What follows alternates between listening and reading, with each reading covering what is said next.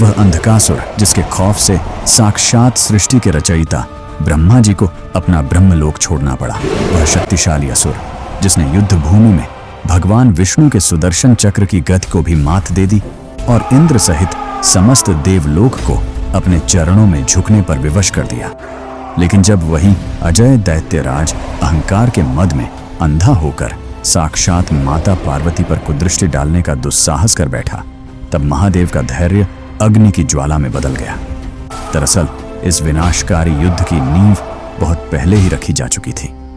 अंधकासुर का जन्म महादेव के पसीने की एक बूंद से हुआ था, जो पूर्णतः अंधकार का प्रतीक थी। असल में जन्म से ही अंधा होने के कारण उसे हर जगह तिरस्कार मिला, जिसने उसके भीतर प्रतिशोध की ऐसी आग धधका दी थी जो पूरे ब्रह्मांड को भस्म कर सकती थी। उसने अपनी अजेय शक्ति प्राप्त करने के लिए हजारों वर्षों तक पाताल की उन भयानक कंदराओं में ऐसी कठोर तपस्या की जिसकी कल्पना मात्र से ही किसी भी अर्षि का कलेजा फट जाए। तपस्या का तेज इतना प्रचंड था कि हिमालय की अमर बर्फ पिघलने लगी और तीनों लोगों के प्राणी त्राही त्राही करने लगे। तभी विवश होकर ब्रह्मा जी प्रकट हुए और उस चालाक असुर ने एक ऐसा वरदान मांगा जिसने सृष्टि के नियमों की धज्जियां उड़ा दी। उसने कहा, प्रभु, यदि युद्ध भूमि में मेरे शरीर से रक्त की एक भी बूंद धरती पर गिरे तो उस बूंद से मेरे जैसा ही वीर और पराक्रमी एक नया अंधकासुर जन्म ले ले। ब्रह्मा जी ने तथास्तु कह दिया, परंतु वे नहीं जानते थे कि वे कितनी बड़ी भूल कर रहे हैं। वरदान पाते ही अंधकासुर अट्टहास करने लगा और उसने सबसे पहले ब्रह्मलोक पर ही धावा बोल दिया। ब्रह्मा जी, जो शांति के प्रतीक हैं, इस असुर के रणहुंकार के आगे विवश हो गए। दरअसल अंधकासुर जानता था कि ब्रह्मा जी युद्ध के देवता नहीं हैं, इसलिए उसने उनके संयम की धज्जियां उड़ा दी। ब्रह्मा जी को अपना लोक छोड़कर सुरक्षित स्थान की ओर जाना पड़ा। इसके बाद अंधकासुर ने स्वर्ग पर आक्रमण किया। देवराज इंद्र ने सोचा कि वे अपने ऐरावत और वज्र के बल पर इस असुर को धूल चटा देंगे, परंतु जैसे ही इंद्र ने अपना वज्र अंधकासुर की छाती पर मारा, वहां से रक्त की हजारों बूंदें फव्वारे की तरह निकली।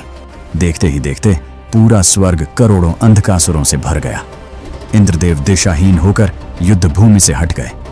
जब देवताओं का करुण क्रंदन क्षीर सागर तक पहुंचा तो भगवान विष्णु अपने दिव्य गरुड़ पर सवार होकर रणभूमि में उतरे। विष्णु जी को देखकर देवताओं की जान में जान आई। उन्हें लगा कि अब अधर्म का अंत होगा। नारायण ने अपनी कौमोद की गदा उठाई और अंधकासुर को ललकारा। दोनों के बीच ऐसा भीषण मल्लयुद्ध आरंभ हुआ कि धरती का कोना कोना प्रकंपित होने लगा। विष्णु जी ने गदा से असुर के सिर पर प्रहार किया, परंतु अंधकासुर ने उसे हवा में ही रोक लिया। असल में उसकी शारीरिक शक्ति अब देवताओं के समान हो चुकी थी। विष्णु जी ने उसे अपनी माया में उलझाना चाहा, पर ब्रह्मा के वरदान ने उसे हर माया से परे बना दिया था। दोनों महाशक्तियों के टकराव से ब्रह्मांड में बिजली कड़कने लगी और समुद्रों का जल खौलने लगा। क्रोध में आकर भगवान विष्णु ने अपने सुदर्शन चक्र का आवाहन किया।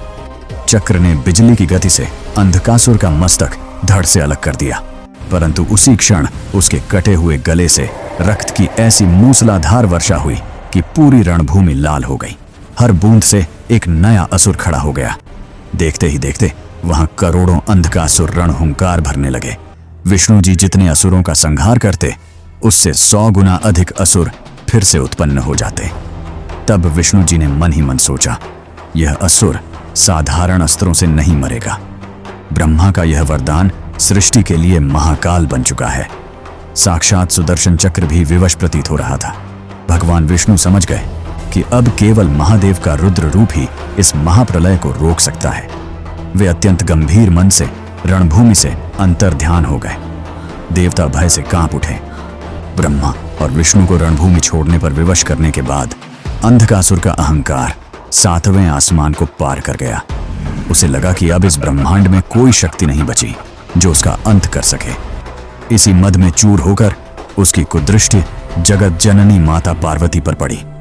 उसने अत्यंत अपमानजनक स्वर में कहा, ऐसी अनुपम सुंदरी का स्थान इस भस्मधारी तपस्वी के पास नहीं, बल्कि मेरे जैसे अजय सम्राट के राजमहल में होना चाहिए। वह अपनी विशाल गदा को कैलाश की पवित्र चोटियों पर पटकता हुआ आगे बढ़ा। पर्वत के शिखर ताश के पत्तों की तरह ढहने लगे। वह अट्टहास करते हुए महादेव को ललकारने लगा। ओ शमशान निवासी, कहां पर छुपकर बैठा है? आज मैं तेरा अंत करके ही छोड़ूंगा।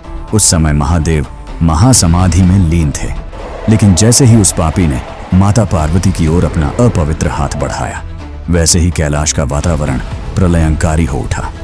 अचानक महादेव के त्रिनेत्र खुल गए। उनसे निकलने वाले क्रोध के तेज से चारों दिशाएं कांप उठीं। उनकी एक हुंकार से हिमालय की चोटियां आपस में टकराने लगीं और पूरा ब्रह्मांड थर-थर कांपने लगा। महादेव समाधि से उठे और उन्होंने अपना पिनाक धनुष उठा लिया।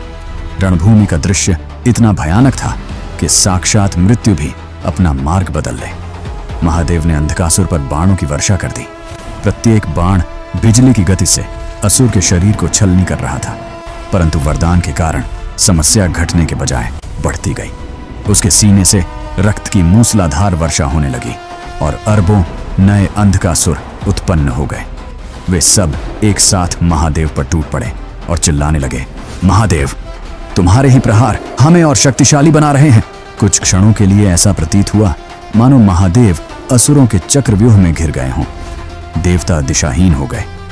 क्या आज महादेव भी इस रक्त बीज मंत्र के आगे पराजित हो जाएंगे? तब महादेव ने अपनी योग माया से उस स्वरूप का आवाहन किया जो केवल महाप्रलय के समय जागृत होता है।